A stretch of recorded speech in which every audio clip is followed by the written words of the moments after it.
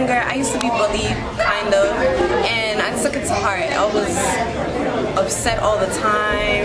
I felt like I had no friends. I felt like I wasn't my true self. I felt like I didn't have an identity.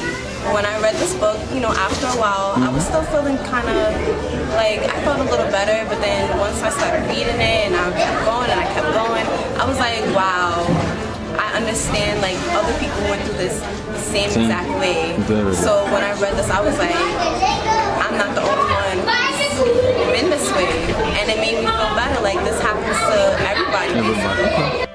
This is a book that if you are just thinking about your life in general, thinking about just when you were a child to where you are now, pick up that book and read it, because you'll find out that there's some things in there that will speak to your soul about just things that happened to us when we were children that maybe no one got a chance to hear us about what her life was like, and then brought it forward to just how inspiring God has been for her.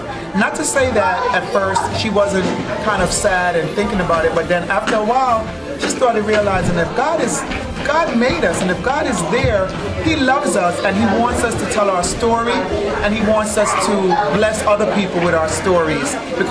It's not right to name anybody false labels because it can hurt people badly. So, like for an example, back, you know, in my younger grades, I used to be bullied, and when I read this book after, I actually felt much better. I felt like, you know, false labels, they're just words that people tell you, and that you should know the true self, your true self, and that no matter what people say, you have to be true to yourself. Okay, would you recommend that to anyone, to any of your friends?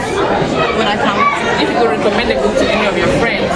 Oh yes, I would definitely make my friends read this book, because this book is very inspirational. If you ever felt like you were left out, if you ever felt like people didn't like you, when you read this book, it makes you feel so much better. It makes you feel inspired to just keep moving on. The book was relatable to like a lot of this audience. It wasn't just like, you know how some books, when you read it, it's like, oh, no, you don't. It's just clear to one audience. Like it was to like a varied amount of audience. Like I liked it, and my mom liked it. So you know, those were different. That's what I liked. Okay. So what would you say to anyone about it? What would you tell anyone about calling another person a bad name? I would say that this book like shows to you how much words can hurt, but it also shows to you that like when you get hurtful words towards you, that you have to, you know, rise above it, because like you said, like if they're false, like you have to know inside you like what labels are, like what labels that are placed on you aren't true, and like what labels that are, you know, said about you aren't true, and what you have to brush off. Okay, thank you very much. Okay. Wooten, pastor of Eastchester Presbyterian Church in the Bronx, and I have was asked to write the foreword to this excellent book, a rallying cry to the collective fight against browbeaters.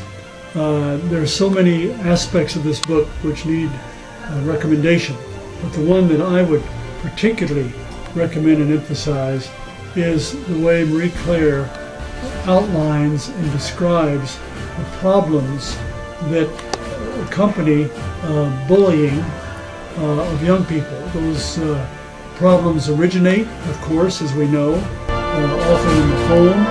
They're played out at school, and they are expressed at work, and ultimately, unfortunately, they are reviewed and renewed in the homes of those who are bullied as children. So we must really attack this inclination to bully each other. And bullying is not just a matter of child versus child. We bully in our political world, we bully in our family world, we bully in our working world, and we just encourage everyone to just be sensitive to it and stand up against it when it's happening. When you see somebody bullying, stop it, intercede, step between, so that the one who's bullying recognizing that he or she is not doing the right thing, and the one who is being bullied is protected. That is our job as Christians and as human beings. So I recommend this book, and hope that everyone will read it and serve it and how it seems. Thank you and God bless you.